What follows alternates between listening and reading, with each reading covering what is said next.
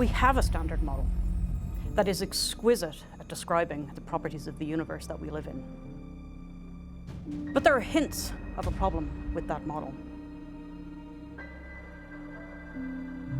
Roman will tell us if our model is wrong.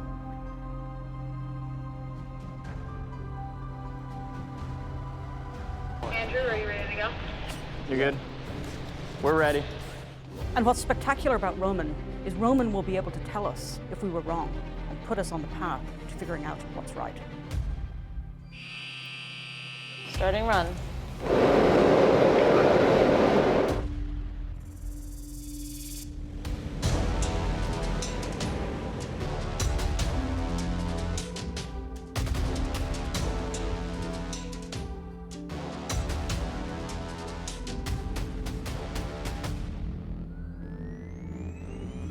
This time, a year from today, we're going to have a different understanding of the universe than we have right now because of the observations from the Nancy Grace Roman Space Telescope. Control reports test complete.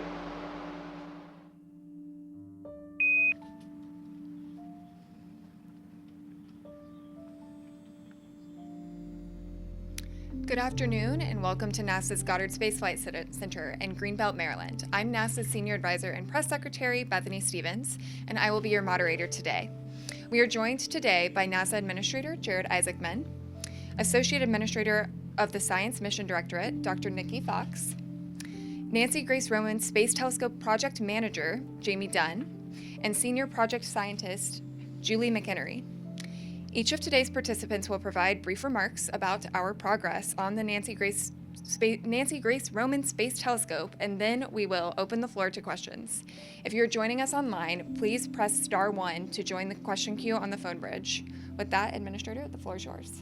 Great, thank you, Bethany. Good afternoon, everybody. As you can see behind me, the impressive Nancy Grace Roman Space Telescope is now fully assembled, has completed testing, and is undergoing the final preparations before it'll be shipped to Kennedy Space Center to soon take its place among America's great observatories alongside Hubble and the James Webb Space Telescope. Now, our team dedicated over a decade of their lives and millions of hours to make this project a reality. Because of their hard work, I have the privilege of announcing today that we are now targeting an early September launch, 8 months ahead of schedule and under budget. To everyone at Goddard and across all our centers, congratulations. I hope each of you take pride in what you've accomplished. Roman's accelerated development is a true success story of what we can achieve when public investment, institutional expertise, and private enterprise come together to take on the near impossible missions that change the world. Unlocking the secrets of the universe and attempting to answer the question, are we alone, is inherent in just about all we do here at NASA. At our recent Ignition event, we made a commitment to pursue gold standard science as quickly as we possibly can, knowing the world is waiting for the headlines that only NASA is capable of making. Today marks a milestone of NASA delivering upon that promise. Roman will investigate dark matter, dark energy, and the structure of the universe itself, and accelerate the future of discovery of potentially habitable planets outside our solar system. Its surveying capabilities are over 1,000 times faster than Hubble and can chart 200 times more sky in a single image. And what would take Hubble 2,000 years to process, Roman can do in a year. The images it captures will be so large there is not a screen in existence large enough to show them. Roman will give the Earth a new atlas of the universe, and I think it's worth pausing for a moment and just think about how really incredible that is. The farther we reach into space, the greater our curiosity to understand the great unknown. So to our workforce and commercial partners making today's rare announcement possible, thank you for bringing us to this moment. For the researchers and scientists that will analyze the data from Roman, your work will soon begin. And for those that built this telescope, let's get ready for what comes next. Thank you, and I'll hand it over now to Dr. Fox. Thank you so much, Administrator Isaacman. I could not be more excited to be here today in front of this fully stacked and complete Nancy Grace Roman Space Telescope. And doesn't she look beautiful? I mean, honestly, just gorgeous. We're on track, as the Administrator said, to launch early in September, and that is, I can't stop saying it, ahead of schedule and under budget. And I want to give praise again to this incredible team. Team NASA Goddard totally brought it together with all of our partners in industry, in academia, academia and our international partners. It is an amazing day to see what happens when we come together and work in such an effective way. Since early in 2020, the Roman team has worked almost around the clock to develop and test the spacecraft and the hardware, completing the flagship mission in just 6 years, which is a true testament to the agency's commitment to do science, cutting-edge science, even faster.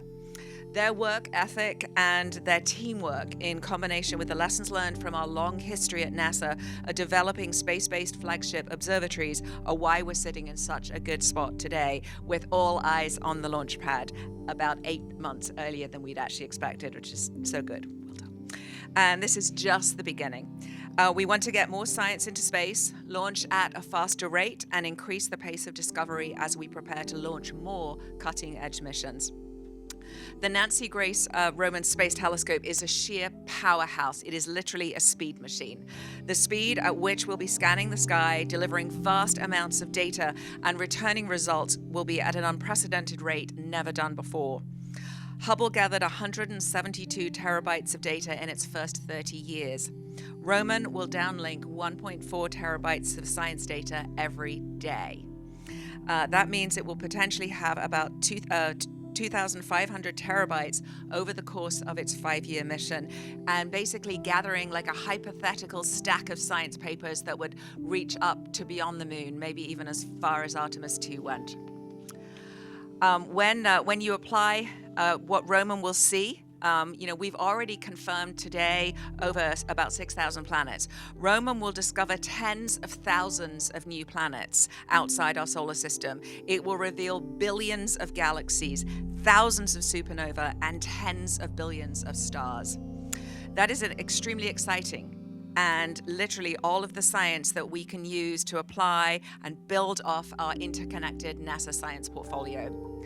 Roman will help us address the question of how common solar systems like ours actually are, while also literally expanding the human mind to what the universe contains at an astounding rate. Roman isn't just doing Hubble and Webb science faster, however, and I know it's very easy when we focus on the speed, it's doing fundamentally different science that could not be done with either observatory. Together, the 3 missions will complement each other, giving us a more complete picture of the cosmos and advancing our understanding of the universe. When Roman is operating on orbit at the end of this year, it will also be NASA's first major demonstration for achieving one of the goals of the Habitable Worlds Observatory, a concept for the first telescope designed to find like worlds in different, outside our solar system, in different stellar systems, while exploring the broad secrets of the universe. Right now, Roman has the most stable telescope and the absolute best coronagraph that has ever flown in space. The Habitable Worlds Observatory will rely on even more than that, and it is so important to us that we get this coronagraph into space and get that first milestone towards the next mission, because everything we do at NASA Science builds off the successes of what we've done before. I am so proud that Roman will join kind of the arc of past, present, and now future missions as well. And it will definitely open doors to new cosmic pursuits. So again, congratulations to the entire Roman team, again, including our private sector, our academia, and our international partners. This is such an incredible team. I am so proud of them. Go NASA, go Falcon Heavy, go Roman. Jamie. Thank you. It's tough words to follow, and I'm going to be followed up by even tougher words. So I'm not going to talk about the science because Julie's going to blow your mind with that. But I would like to take this opportunity to expand a little bit about how we did get here, and just take this opportunity to thank our team. As Nikki and the administrator have already mentioned, it is a lot of work, millions of hours is no exaggeration. That's actual math. We could figure it out exactly, but it's many millions. And this really is a great example of what happens when we as an agency work hand in hand with industry and academia. We work to each other's strengths, and it's really an example of how the result is greater than the sum of all the parts. So the amount of diligence and dedication and commitment to making this happen is really, it's really fun to be a part of. And so this team is really proud to have all of you here to come see this. I can't tell you how excited they are when people come. Last week we had Friends and Family Day. We had about 700 people come through, and watching the kids get all excited. You don't get to see spacecraft every day. So I just want to, again, thank everybody that made this possible. For everybody that you see, there's dozens more behind them. It's not just engineers and scientists, it's everybody. It's our financial team, it's our contracts people, it's our CM people, it's everybody, technicians. It's really a great team. And so this has been a wonderful experience. And I'm glad you guys get to be a part of it by coming here and seeing it. We can't wait to launch. Thank you, Jeremy. Hi, everyone. Current observations hint that our standard model of the universe is incorrect. Roman will be able to confirm these and set us on the path to understanding what's right. We're going to perform a revolutionary census of planets around other stars in our galaxy. We're going to conduct ambitious surveys that will transform and impact every area of astronomy. And we can do all this because Roman's primary instrument combines exquisite performance and sensitivity with an outstanding ability to sweep out large regions of the sky. Previous speakers have mentioned that Roman can survey the sky 1,000 times faster than Hubble. So to put this into context, 1 month of Roman observations would correspond to a century with Hubble. So Nikki mentioned that Roman doesn't do Hubble science faster. Roman will address entirely new, ambitious science questions. So that 1 month of Roman observations could be used to survey our own Milky Way galaxy, uncovering up to half the stars in the galaxy.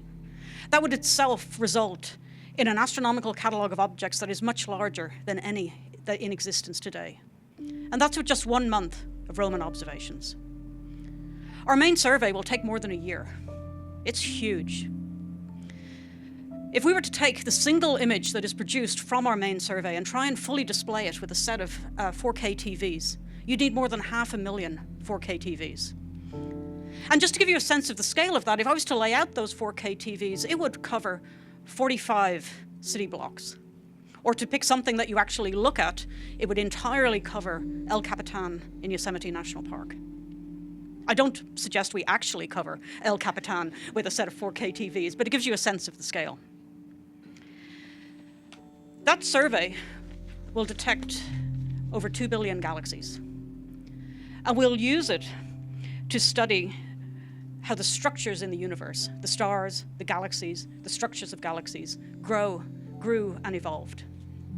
We'll also study how the universe itself has expanded over time.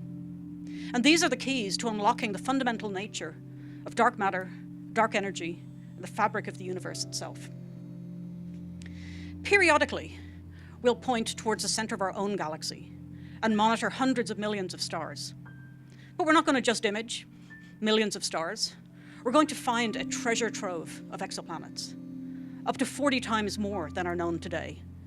So think of this as the largest census we've ever done of planets in our galaxy. We have a second instrument, the Roman coronagraph. And I think of this as doing magic with physics. We take advantage of the wave properties of light to cancel out the light of a bright star so that we can image faint planets next to it.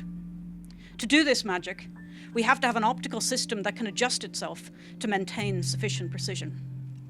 This will be the first time we've had a system in space with this kind of active optics, and it will set us on a path for future observatories to do extraordinary new things. What makes me most excited about Roman is its discovery space. If we have 2 billion galaxies, it means we have 2,000 one in a million objects. We're going to be surveying patches of the sky, going back over and over and over again to find new things that go bump in the night.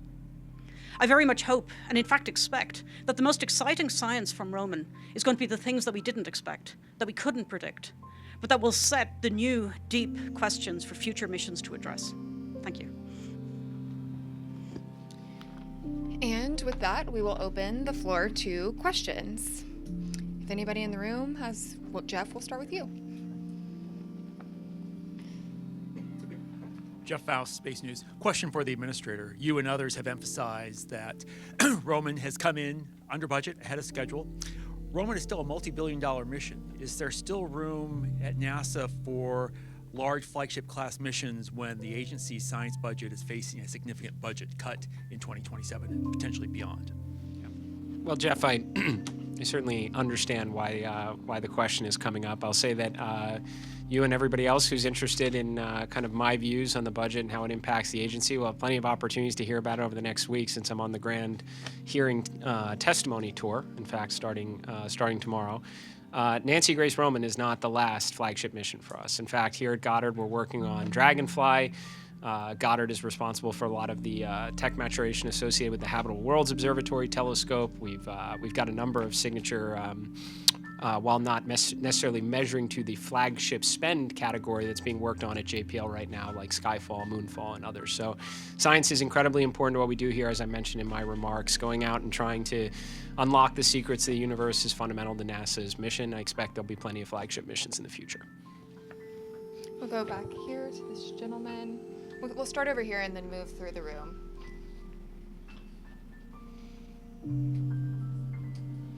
And then also, if you could hand the mic back after asking your question to our mic runner, that'll help us get to the next people. My question's for the administrator, Jared. There's something online called the Artemis II effect as part of the Kerbal Space Program community. We're all excited about what happened with Artemis II. Kids I've talked to, 5th graders, I talked to 100 of them last week, they're all really excited. So how do we use this telescope to continue that excitement for the young generation? Yeah, well, I think it starts with listening to some of the great commentary that Julie just said. I mean, I've got 100 questions coming out of just your intro right there. Look, I am thrilled that the world kind of paused for a moment and took notice to Artemis II, and yeah, I think energized the world's interest in space exploration. Human exploration tends to do that at times, but if it's an opportunity to set the stage for other conversations like Nancy Grace Roman is about to do, that's fantastic as well. We put out some great, like a video reel on it today to get people hyped up about it, and won't be long before this telescope is loaded up on a transport and taken down, and then it's, of course, being launched by a Falcon Heavy. That brings a lot of viewers to take interest, where we'll have opportunities there where, Julie, I sure hope that you're on the live stream for that mission launch to get people excited about the kind of science this mission's going to undertake. So this is great. This is working really well. We're thrilled that Artemis II brought a big audience back to NASA, and now we're going to fill it up with a lot of exciting missions to come. Nancy Grace Roman's next up. I'm going to hand this off so somebody else can go right here. Nick Alexander for Space Scout.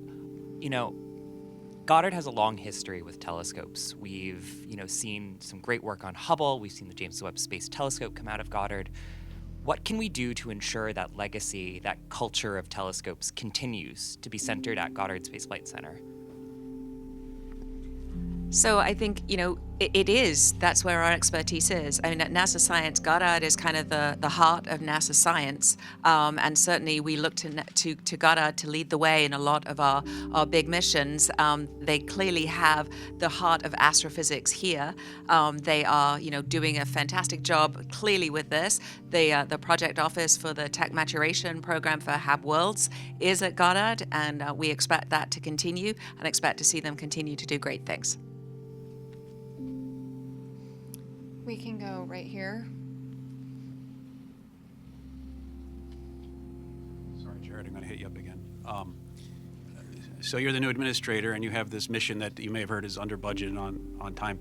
What lessons can you take away from this? And kind of a corollary is this mission has an interesting history where the optics came from originally. Are people going to just take that and say, no wonder it came in under budget? Or So I'm going to stick to the first part of the question and say that I'm thrilled that this mission is getting close to its ability to launch, so that we can take Jamie here and apply him to a number of other exciting projects. His name, I mentioned when we had a chance to shake hands in the warm up to this, that your name is continuing to come up quite a bit as an extremely talented project manager. So yes, look, I think that's actually very important, because We do have success stories like Nancy Grace Roman coming in ahead of schedule and under budget. We certainly have programs or examples that are not. And when you think about that, and you think about going over budget, or in some cases, extremely unfortunate cases where programs are canceled, there are dollars lost from that never come back. When you total them up, what does that equal? It equals another Nancy Grace Roman telescope, or maybe a second Dragonfly for that matter on that. So I think that having the capturing good lessons learned, we talk about debriefs a lot when we get things wrong to avoid repeating them, but when we get things right and have success stories like Nancy Grace Roman, let's learn from some of the magic that created that outcome and try and apply it to other programs. And I suspect Jamie's going to be in big demand across big agency initiatives going forward.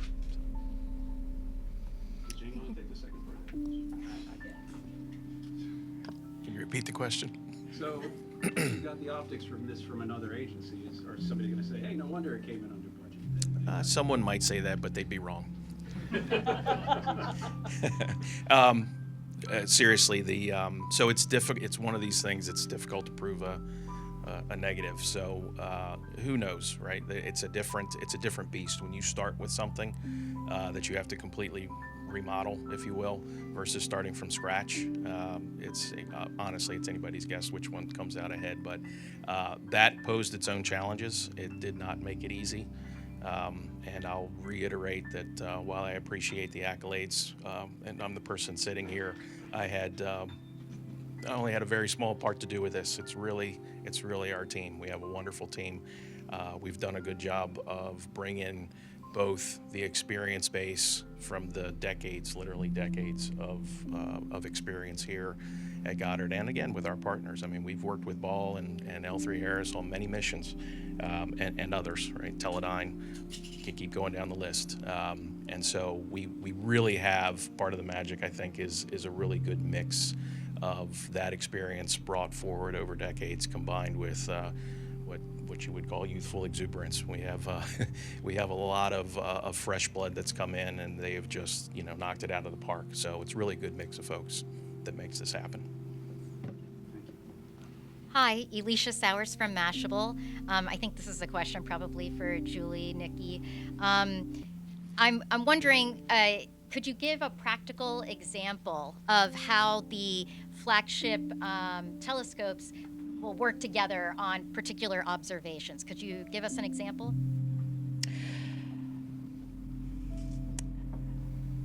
There was a really cool result from Hubble, I think about a year, maybe 2 years ago, where what they thought they were seeing was a supermassive black hole that was traveling through space. And you could see from the observations the evidence of that transit. And it was extraordinarily lucky that Hubble was able to catch that. Roman would be able to find some things like that in spades, because we're surveying such a large part of the sky. And then we can follow up with detailed measurements with the James Webb Space Telescope, now that we know where to look. So you could consider one of Roman's roles to be something like a finding chart for the James Webb Space Telescope, that we'll find some of the most extraordinary, unique places in the universe, and then we can direct our most powerful scopes to really hone in on the details and take advantage of Roman's breadth and Hubble's depth. No. I can move back here. I would have gone into wavelength, and that's nowhere near as good as wavelength. Excuse me. I just wanted to say congratulations on an awesome first 4 months of 2026. When you go across, whether it's Science Directorate, obviously Artemis, it's been unbelievable. So with regard specifically to Roman, though, we had an announcement, Jared, on the launch date. I wonder if there are any promotional announcements coming for the people involved in the project? Sorry, when you're saying promote. I would assume I'm wondering who's getting promoted for delivering ahead of schedule and under budget. Yeah. So that's a very good and serious question, because as I mentioned before, we do want to debrief our success stories and learn from them and take those lessons and apply them elsewhere. And also I think it actually was my first directive that I put out, which was, recognize, reward, and inspire the top tier talent within the agency when you do have extraordinary outcomes. So I would expect, to your point, that will certainly come into play here. We'll move to Will. Hi, Will Robinson Smith with Spaceflight Now. Thanking you all for the time today. Going back to, Julie, your opening remarks, something you said caught my ear, which is there's things that we got wrong about our understanding of the galaxy and the universe. I know, based on everything that we've heard today from the panel and from others, we're going to learn a lot more from Roman, but what specifically did we get wrong that this can correct the record on? Thank you. I'm just trying to think about how to say this concisely. So we have a extraordinarily good model of how the universe works that describes the cosmic microwave background at the earliest times and describes with great accuracy the universe that we live in today. And that's included things like the Hubble constant. It's included things like a cosmological constant for dark energy. It's included the concept and the effect of dark matter on the universe that we live in. But there's been cracks. We're seeing evidence that the Hubble constant, as inferred from very early times, is not consistent with the Hubble constant that we measure closer to now, which is telling us that the model that connects those two things might not be quite right. We have a slight tension in our expectations for how structure should grow and evolve. And excitingly, recently, we've seen evidence that the cosmological constant might in fact not be constant and might be varying with time. And each one of those results is not quite by itself enough to take it to the bank and say that we're wrong. And what you need is a mission that can, or an experiment that can probe the universe to about a factor of 10 better than we did before. And that will allow us to confirm if indeed lambda CDM, our standard model, isn't correct. And will leave us with a mission that has the sensitivity and the performance to make the kinds of observations that we need to start laying out what the real answer might be, or what an improved model might be. We'll move up here. Hi, I'm Anisha Ravasetti with Space.com. I have maybe a bit of a peculiar question, and it's an engineering question, but you can chime in. I feel like often when creating, space missions, observatories, you're kind of breaking ground in the materials you're using, the temperatures that you're testing at, and there tends to be these side effects of innovation that other fields of science can take advantage of. So did you find any examples of this during your process? I mean, who wants to answer it? Go. So you're right, and I think that with our astrophysics missions, we really do push the boundaries of what's been done before. Every time we do new precision optics, I mentioned this is the most stable telescope. It has the most cutting-edge coronagraph. It has precision optics. If you just think about the James Webb Space Telescope, that brought about the actual grinding of the mirrors, the polishing of the mirrors, not grinding, sorry, astrophysicists, polishing of the mirrors, brought about leaps in medicine, in optics, in LASIK. I mean, all of the things there. With Roman, we expect to see the same things. Can I tell you right now what's going to spin off? No. But the way that this telescope is constructed, the precision optics, the stability is absolutely, once again, going to push industry, and things that they've had to design and they've had to change their methods to be able to get to this level actually benefits everybody, because now the whole optics field has improved dramatically. Move over here.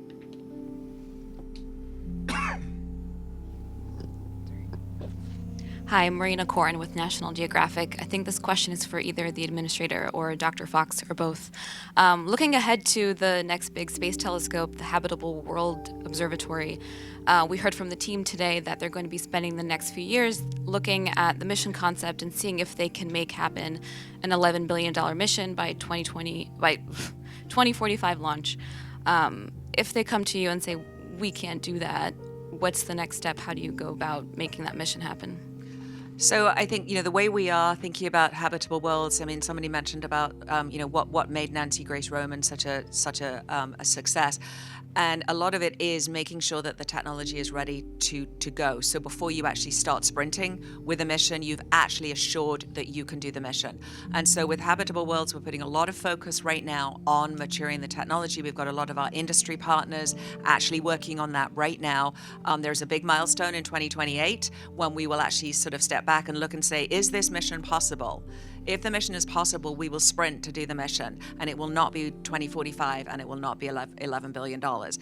We will put a real budget and a real schedule. As the administrator said several times, we're not interested in doing something now that's going to launch in the 2040s. We want to pull that in, and I think with the new focus on doing things, faster to science, faster to space, our industry partners have told us that they are. I'm looking at them. They are up to this challenge, and they are excited about doing this. And they don't want to wait till 2045 to launch this mission either. We didn't want to wait to launch the Nancy Grace Roman. We're 8 months ahead of schedule. I'm going to say that like 20 times. But we are, we can't wait to launch this mission. Everybody felt the urgency. Everybody was sprinting towards this. And I think that, now we've shown we can do it. We have a large mission study that we did at NASA where we looked across the entire space portfolio and looked at lessons learned. What worked, what didn't work? What do you need to do? What shouldn't you do? What are the barriers? What are the impediments? And we are really, really, really focused on removing those and allowing teams to just push and execute. And so honestly, if a team comes to me and says, in 2028, it's 2045 and this much budget, then they won't be getting funded. It's a good question. This has come up a lot in various circles that I've had conversations with, including Congress, those on the side that are extremely supportive of initiative like Habitable Worlds, and others that get concerned based on pretty much everything you just said. It's a mission that's going to launch potentially 20 years from now, and it's $10+ billion. And I fear at times that this isn't necessarily specific to Habitable Worlds, but maybe within some history of NASA, that we design programs that are too big to fail, but then they become too costly to truly succeed. And I don't think that's the right approach. And maybe it's believed that taking that approach is a way to have continuity and survive between administrations. And I actually think the right way to go about it, and similar to what we're trying to do now with the moon base, is a lot of littles, and to do things in an iterative way, to learn and bring down risk. And maybe as a result, the overall project cost in itself could wind up being more. But what you get out of it is greater, and you do it in a faster way. So any commentary I've ever made with respect to Habitable Worlds is what can we launch sooner to learn and help us get to the overall objective of what Habitable Worlds is, which is extraordinary and something everybody would want. And in that respect, if it turned out over that same 20-year period of time, the actual program cost was greater than, say, $10 billion, but included 3 scientific instruments that ultimately built up to the grand exploration asset that we hope Habitable Worlds to be. I think that's how you actually have continuity through administrations, how you get to data faster, and ultimately de-risk the mega telescope that you want out there searching for habitable worlds. We're going to move over to the phone bridge for just a moment and start with Nell Greenfield-Boyce from NPR. Having this briefing. You mentioned the numbers of extrasolar planets that the Roman Space Telescope will be able to find. Could you talk a little bit more about what about the planets this telescope could reveal, like particularly with its direct imaging capabilities? Thank you. Okay, so when I was talking about the large number of planets that we would find, I was focusing on the planets that we find via indirect means. And for that, we can measure things like masses and radius of the planet from the host star.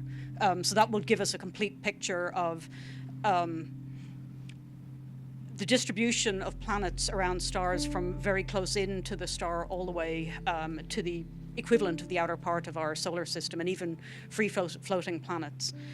The Roman coronagraph is designed as a technology demonstration. So its primary purpose is to demonstrate the technologies needed for a future mission to focus on direct measurements of extrasolar planets. Obviously, the best way of demonstrating performance for a coronagraph on a path to finding planets around other stars is to find planets around other stars with that coronagraph. But the overall performance is a little bit more uncertain, and I'm not that familiar with the specifics of what we are guaranteed to learn from observations with our coronagraph, just that it's very exciting. And we'll now move to Manuel Mazzanti with Exploración Espacial. Thank you so much, Manuel Mazzanti with Exploración Espacial. Roman is going to send us tons of information. Nikki, I think you mentioned 1.4 terabytes per day. And I understand that the agency is going to use a platform called Roman Research Nexus. Can someone briefly explain how does it work? And I'm assuming research around the world, scientists will have access to it. And is NASA going to use any kind of AI tool or software that would help scientists to better process all this information? Thank you. Okay, there is a lot in those questions.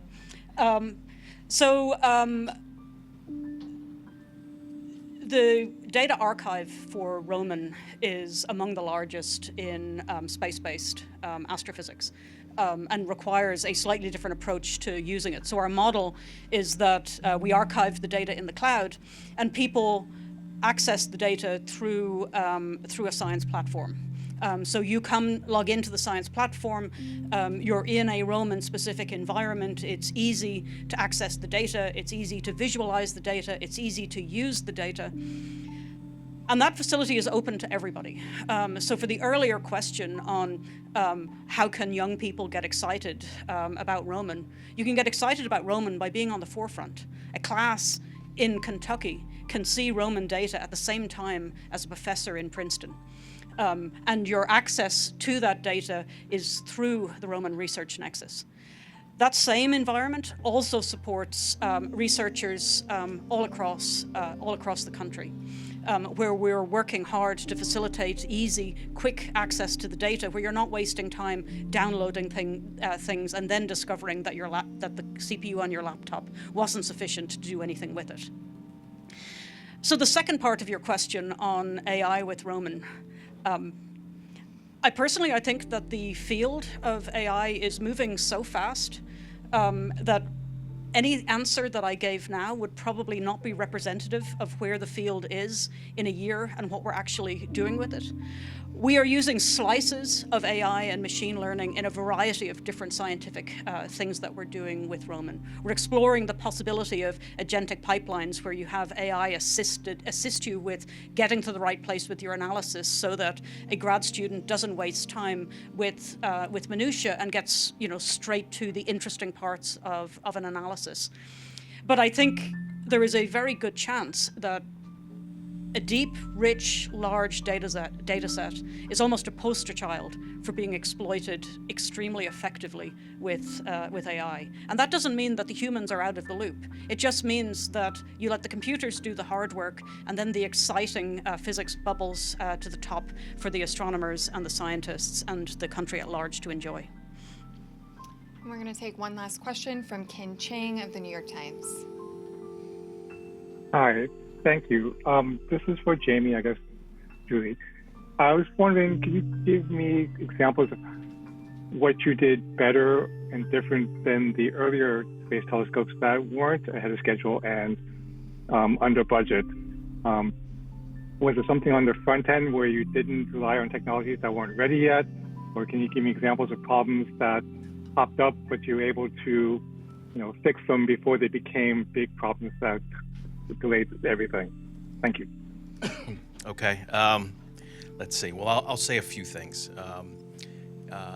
Another two biggie things in terms of what led to our success. The first was the architecture, the overall architecture in the very beginning. This observatory was architected by the team here, and basically it was known going in that this was going to be a cost cap mission and that the programmatics were going to be a major part of the success criteria. It wasn't just the technical scientific performance. And so there was a lot of work early on put in by the team to basically architect something that was achievable. There were stretches in places, but they were known stretches. Those were handled, in the early years in the technology development, like the detectors. The funding, the resources were put in there to accelerate those developments and make sure that they were ready once we get to larger stages of integration. So that was key. And another key was stability from I'll say downtown.